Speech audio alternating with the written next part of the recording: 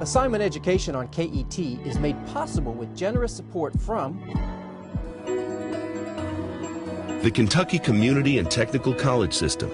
16 colleges working together to educate skilled workers and create better lives for a better Kentucky.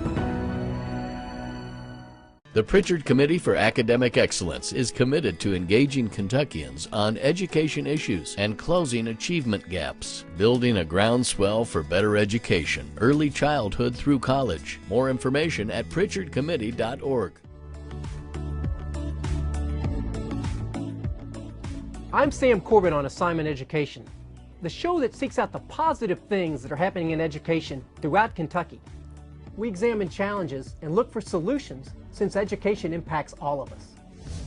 This time, remote learning. Is the future of education already here? I think it'll be easier down the line.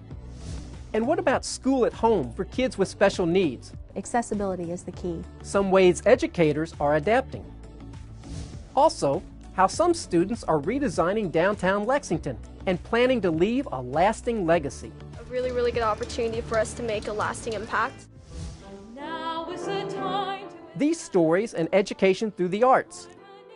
Kids learning valuable lessons by singing. Coming up, we'll get a front row seat with this unique partnership between students and the Kentucky Opera.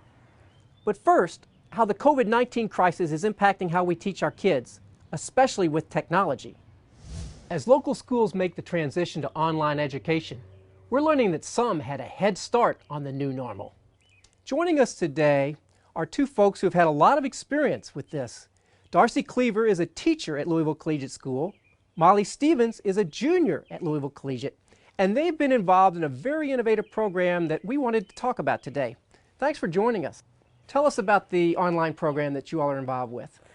So I've been teaching at Global Online Academy for 4 years now.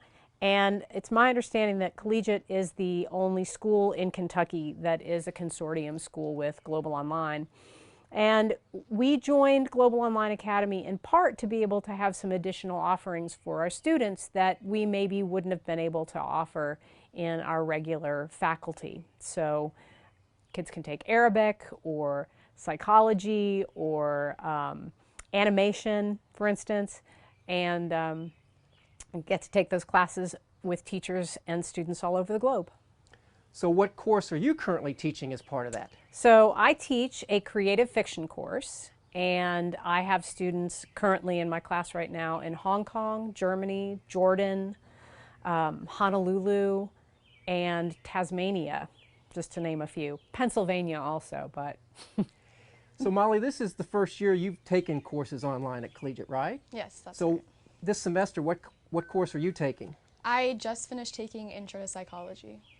So talk to us about the difference between taking a class online and your traditional classes that you've taken your whole school career. What's the big difference? One big difference is having to manage my time. Obviously, at regular school, you have a teacher who is pushing you to do your work in class, but with GOA, the deadlines are set and I have to choose when I want to complete the work that we have to do. I also have to take action with my learning and talk to my teacher if I need help. I don't have that constant help from a teacher in person like normal. So you all have had clearly a head start on this whole non-traditional instruction, as we're calling it in Kentucky, or distance learning. But now the entire state, and really the entire nation, is dealing with this.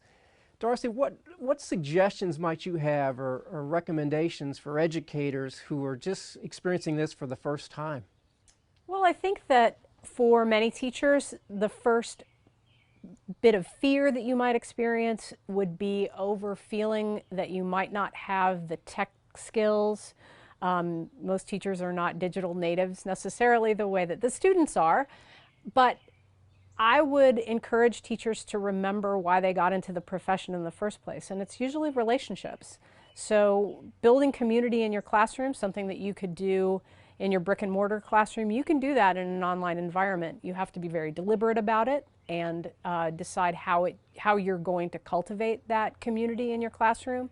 But that works the same way online as it does in your room, and that's very satisfying for everyone. Would you say that teaching online, which now every educator is involved with, is more difficult than the traditional way of 25 kids in your classroom?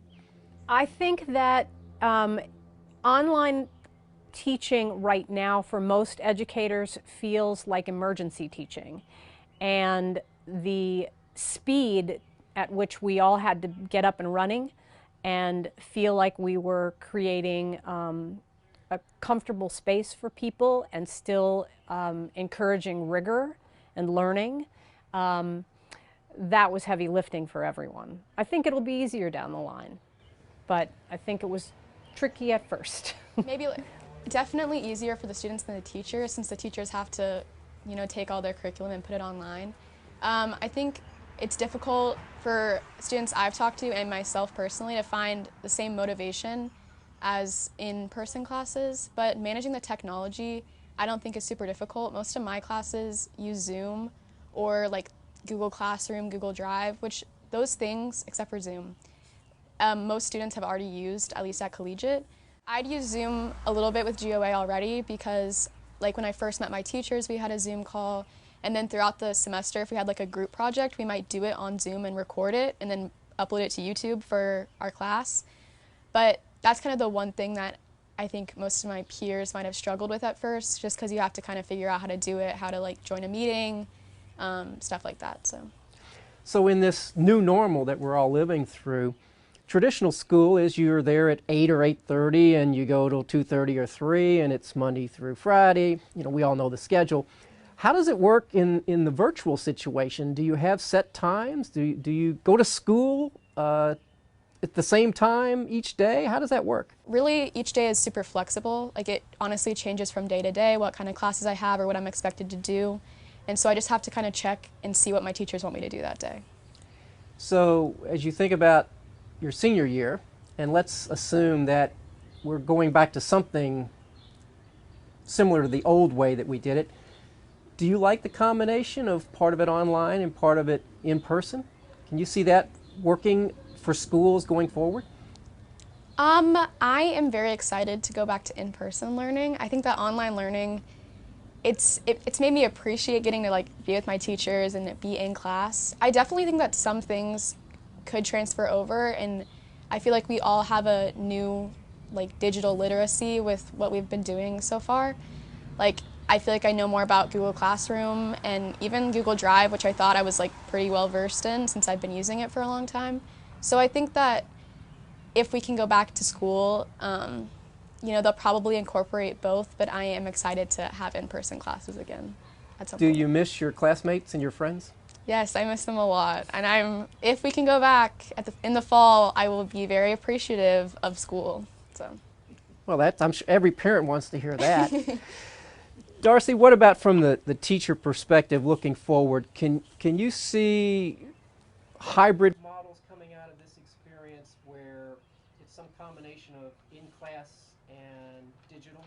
Well, for a long time, people have talked about having flipped classrooms, right? So that you can give assignments that kids can do at home, and that maybe there'll be a video accessible, or there'll be some particular bit of media that they need to consume when they're at home. And I can see something like that still happening. I think that the truth is no teacher gets into education to be sitting behind a computer and not face-to-face with a kid. So I can't see it being a strict hybrid for everyone. Again, there's the equity issue of people's technology and the kinds of things that they have. And I think that Molly made a good point when she talked about a Zoom call is just like being in the classroom in many ways, but we've all learned, I think, through this that the Zoom environment is exhausting. And you usually max out around 40 minutes is about the most you can do. And that's with students who are pretty mature, your upper level. All your high school kids can handle a 40-minute class, but your elementary school kids sure can't. So we're going to have to be creative about how we handle a kind of hybrid environment. We look forward to the next school year and something returning to more of the, quote, normal. Thanks a lot. You're welcome. In this age of social distancing, we're likely to see a lot more things go the way of virtual reality. But there's nothing like getting together in person. That's why Lexington is going through a major project to redesign its downtown. And a lot of it will be shaped by students. A really, really good opportunity for us to make a lasting impact. Make an impact to my community with sustainability, and I've had a lot of fun with it. They're members of the Bluegrass Youth Sustainability Council, made up of young leaders from every high school in Fayette County. This isn't part of a classroom assignment. You're not getting a grade. The BYSC is involved in several environmental projects across central Kentucky, including one to help create a new downtown park that highlights Lexington's underground Town Branch waterway. Lexington was founded on Town Branch. Right over there in McConnell Springs, and these 3 or 4 people were camping on the side of it, and they just received news about the Battle of Concord and Lexington, which started the Revolutionary War, and they decided to name the area that they were camping in Lexington after that battle. The creek still runs through downtown, but it's been covered up since the 1800s. There was like a cholera outbreak, so they buried it. The creek was buried because it had become so polluted. People lived alongside it and they were bathing in it, and they didn't really have sewage, so sewage was flowing into it. There was a mill that was producing flour, so it just became so polluted that they had to cover it up for like people's safety. So now we're bringing it up to the surface and cleaning it out and having it back in its natural glory. Well, it's been incredible. Boone Prophet is a civil engineer working on the Town Branch Park project as a volunteer. Our project is to design and to structure a creek walk around the Town Branch Park. They're going to bring part of Town Branch Creek up to the surface and have this educational, environmental walk around it. It'll be adjacent to the Convention Center and Rep Arena. Allison Langford is the Town Branch Park's executive director. The best way to make it a multi-generational space is to get the opinion of young people. They really have a fairly significant role in this. It's not just we're accommodating some high school kids to give them a real positive experience. They really have a stake in this. Absolutely. They actually have a seat at the Town Branch Partner Table, which is the group of individuals who are looking to make sure the design, the operations, and the programming plan are inclusive. It's a profound experience. Tracine Logston is the Sustainability Coordinator for Fayette County Public Schools.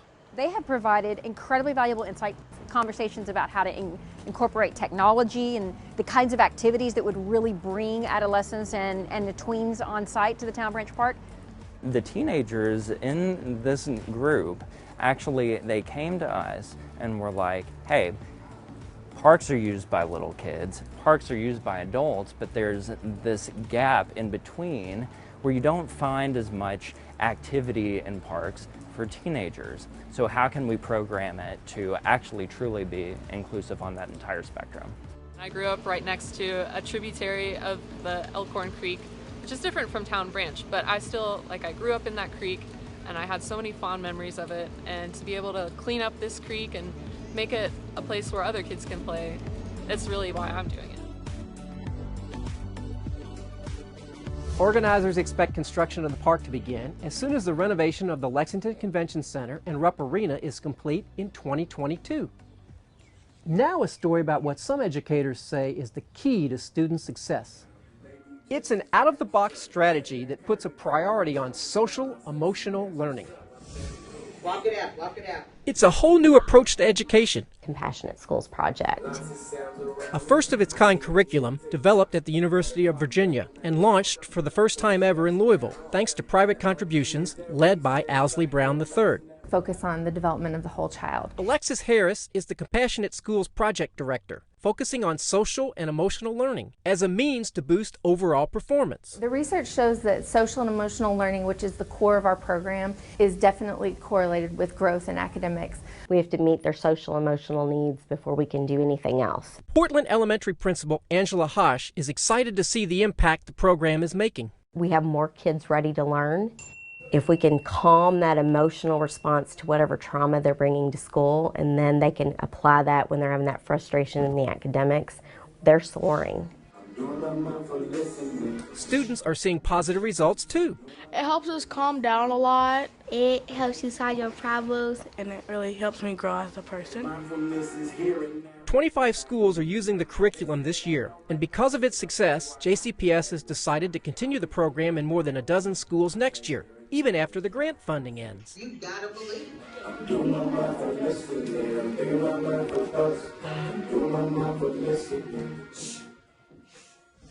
The COVID-19 crisis is impacting education at all levels, particularly for those students who have special needs. Joining us today is Tricia Bronger, the director of the Greater Louisville Education Cooperative. Literally, with little to no notice, school systems throughout Kentucky had to stop their in-class instruction and go to their non-traditional instruction, their online instruction. That's been challenging for everybody, but I would think maybe even more challenging for the teachers and the students with special needs.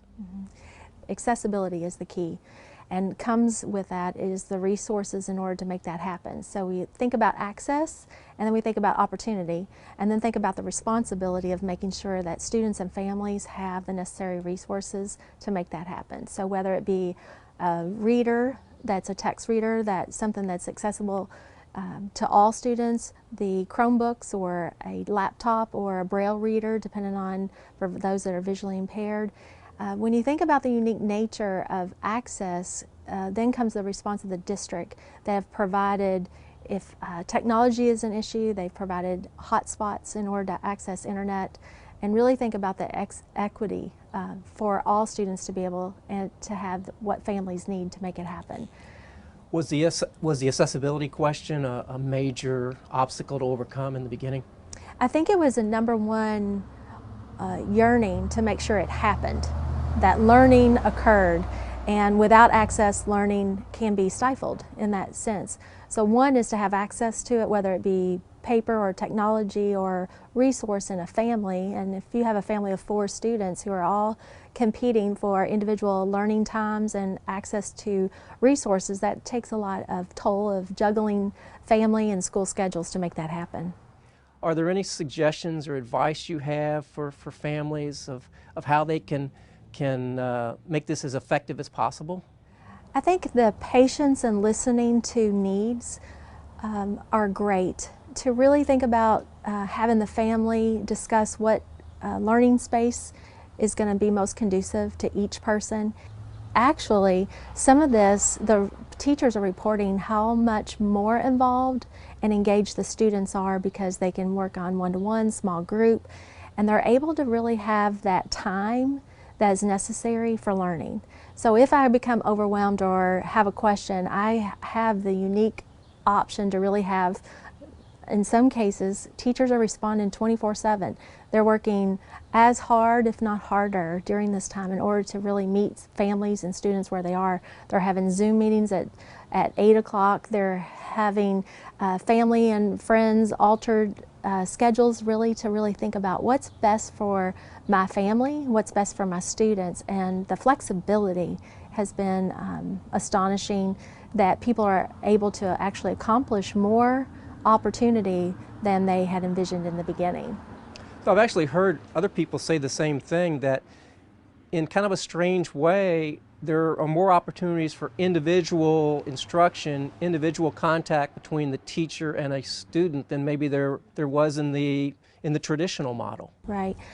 Research always has shown that relational impact on education. When a student knows a teacher cares, they know that they're more apt to really respond to that individual nature because of that motivation.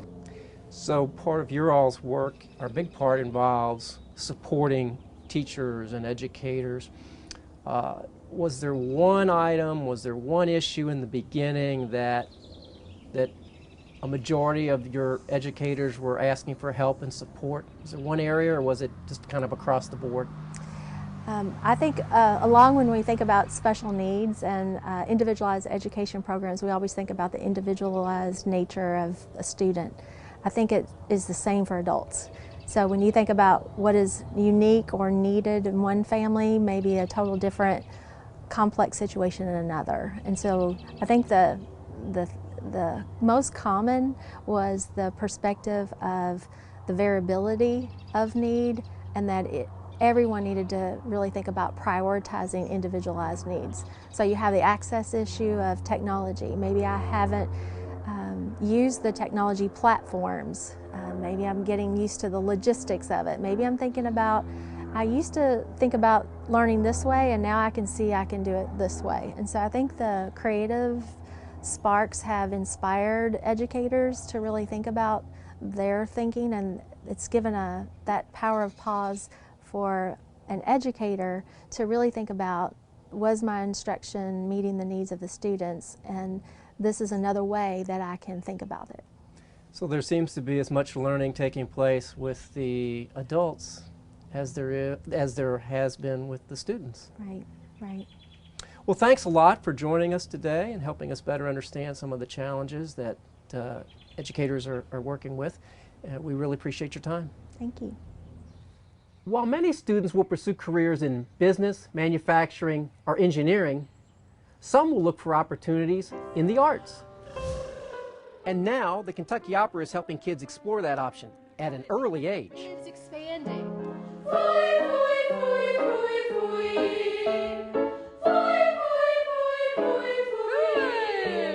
It's the sound of the future.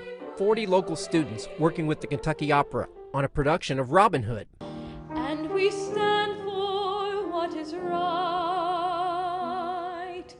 Now is the time. This is just such a great opportunity, and it's been everything that we thought it would be. It's really great. The group meets once a week, and it's open to anyone, ages 8 to 18. There are a lot of kids who love to sing, act, dance, and be performers. I've always wanted to try opera, and so the fact that I had an opportunity to try it was something that I was really excited about. Singing and acting and moving all in once, and trying to, think of it all at the same time.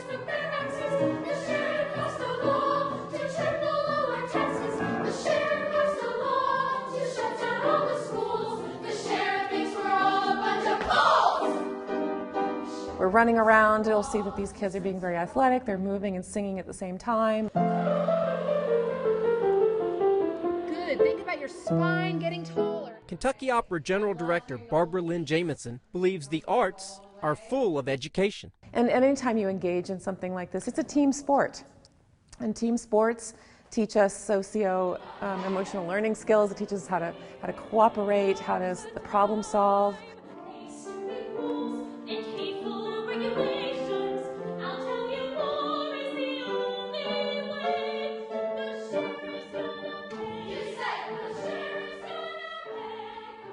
Tell the story entirely out of singing. And parents are enjoying it as much as the kids. Every Monday, she gets excited. This is the highlight of her week. It's boosted her self-esteem more than anything I've seen her be involved in. Hear me roar, I've never been to the whim of some dumb sheriff, so I'm declaring war. You said the time has come for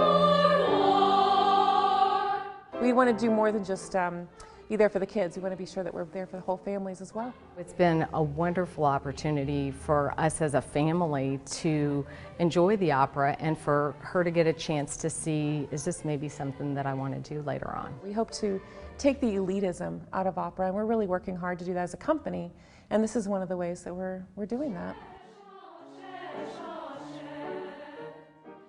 We're looking for new opportunities for them to sing at ball games and schools and communities and centers and things like that. Now is the time to imagine a life in harmony with the land.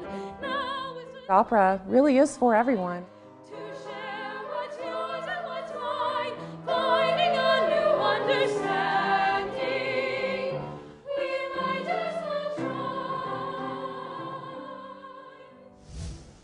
It's awesome to see how many talented young people we have in Kentucky. And who knows, maybe one of these kids will become the next big star.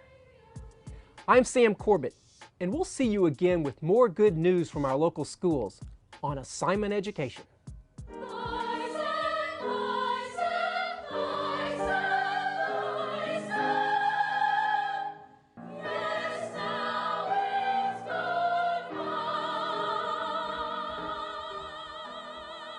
Assignment Education on KET is made possible with generous support from the Pritchard Committee for Academic Excellence is committed to engaging Kentuckians on education issues and closing achievement gaps, building a groundswell for better education, early childhood through college. More information at pritchardcommittee.org. The Kentucky Community and Technical College System. 16 colleges working together to educate skilled workers and create better lives for a better Kentucky.